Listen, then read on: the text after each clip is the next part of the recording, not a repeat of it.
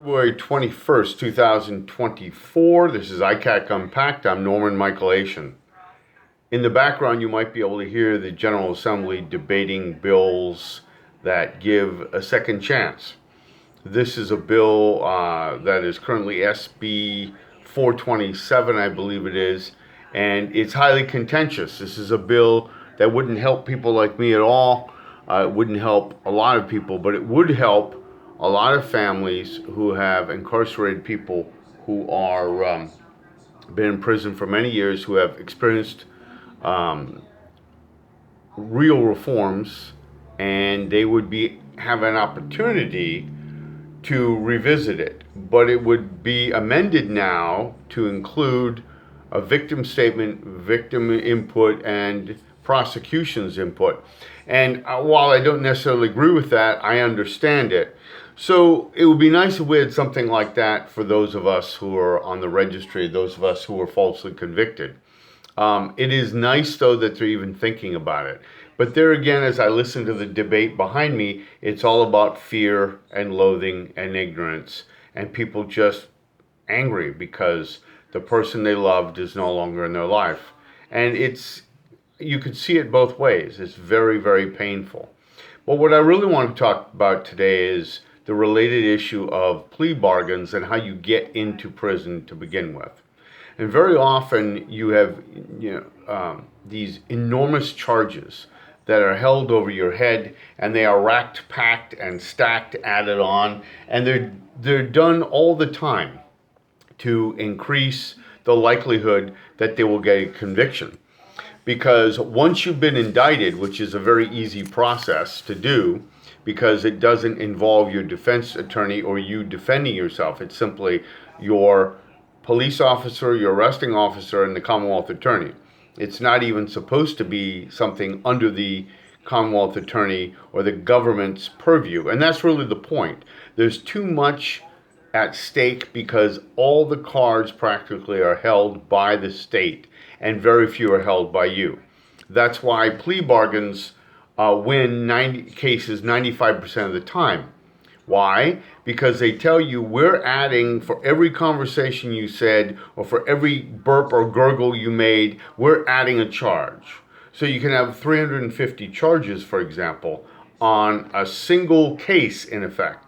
And when you're faced with 350 years in prison and they say, but we'll give you 10, how's that? And you're happy to sign because 10 sounds a whole lot better than 350. And if you don't think this is true, do a little research. It's absolutely true. And for the trolls out there who keep attacking me and others online, consider this. It's not about people like me whose veracity you may doubt. Try the 18-year-old who was 17 a few weeks ago, and when he turned 18 and he had been carrying on a relationship that was sexual as well with his 16-year-old girlfriend, the police wait until he's 18, and then they charge him with anything they can.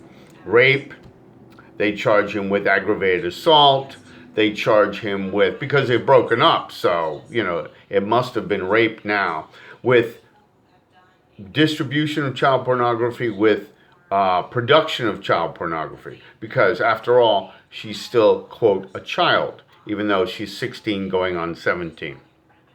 The remaining 4% are people like me who pled not guilty, but we still get hammered anyway. So the Commonwealth of Virginia, like a lot of jurisdictions, have 99% conviction rate. And then they pat themselves on the back. Look at us. We have a high conviction rate. We're superstars. Well, they have all the cards.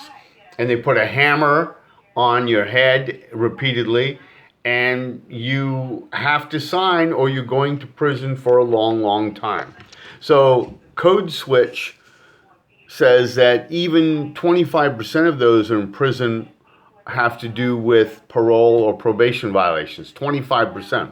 And we know that your probation officer can convict you, or rather have you arrested, cause you to be arrested, on the flimsiest of issues, tiny issues. With me, I was in a hotel lobby typing on my book at 6 o'clock in the morning and searching for jobs because the Virginia Employment Commission office hadn't opened up yet. And clearly I was there for an illicit purpose, even though I had gotten permission to be there. These are the things you hear about all the time that are absolutely true. They do happen just like that. So today, understand that a lot of people are in prison and jail because the plea bargain system is basically legalized extortion. And you have then the scene set like over my shoulder here, where people go to prison and there's no equity, there's no do-overs, there's nothing. There's no attention to any kind of redemption. And what people are complaining about is, oh, my killer, and it wouldn't be a killer because the murder one rates are not allowed to be included in this bill. But my rapist, my attacker, they already got several years cut off because they're geriatric. Is there a number of years in incarceration that will make up and bring your child back, or your husband or your wife back? And it's not an easy issue, I get that.